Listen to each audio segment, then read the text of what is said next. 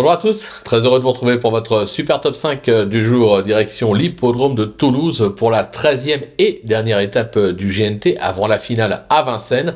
Un groupe 3 pour trotteurs de 4 à 10 ans inclus avec 2950 mètres à parcourir et 2 poteaux de départ et surtout les 2 premiers du classement.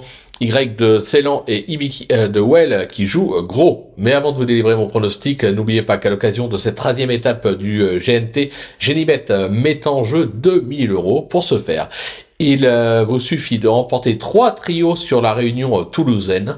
Important également, du 18 au 24 novembre, c'est la semaine européenne du jeu responsable, aussi protéger les plus jeunes en utilisant les outils de contrôle parental mis à votre disposition. N'hésitez pas également à vous abonner à notre chaîne sur laquelle vous me retrouvez au travers de mon super top 5, mais également de mes côté-côte pour la réunion principale. Vous pouvez également aller retrouver les pronos de notre ami Flo Gautreau sur les réseaux sociaux. Allez, sans plus attendre, je vais vous délivrer mon pronostic et restez bien avec moi jusqu'à la fin de l'émission pour connaître mes impasses. En tête, ce sera le numéro 6, Iguski Sutton, le 13, Ibiki de Well, le numéro 11, Have 7, le 8, Gabriela Duhem, le numéro 12, Y de Ceylan et le numéro 5, Goldstar.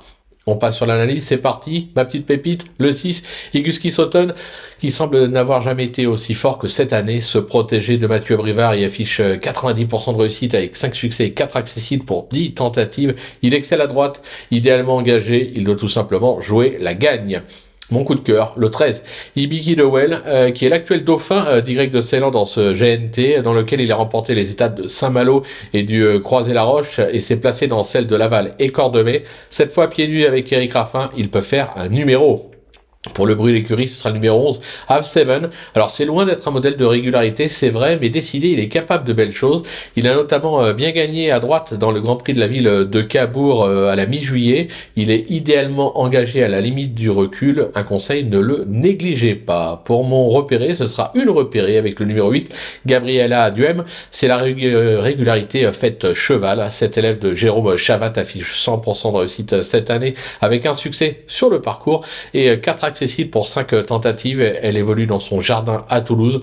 Idéalement engagée au premier poteau, elle s'annonce redoutable. Pour le coup de poker, ça sera le numéro 12, Y de Ceylan, l'actuel leader de ce GNT avec des succès à Cordemais, Laval et Bordeaux et des accessites à Saint-Malo et Nantes. Alors il a connu un petit passage à vide à la fin de l'été, mais tout semble être rentré dans l'ordre. Je pense qu'il vaut encore un podium.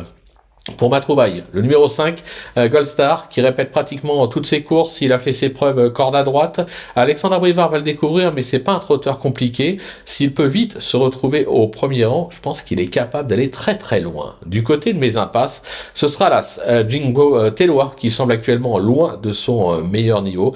Je vais également écarter le numéro 3, Fée Lucernaise, qui me semble aujourd'hui un ton en dessous face à une telle opposition. Voilà, tout est dit, ou presque. Maintenant, c'est à vous de jouer. Sans oublier que sur Génibet, on peut jouer en fractionné. Alors bon jeu à tous et rendez-vous dès demain pour un nouveau Super Top 5 direction l'hippodrome de Vincennes.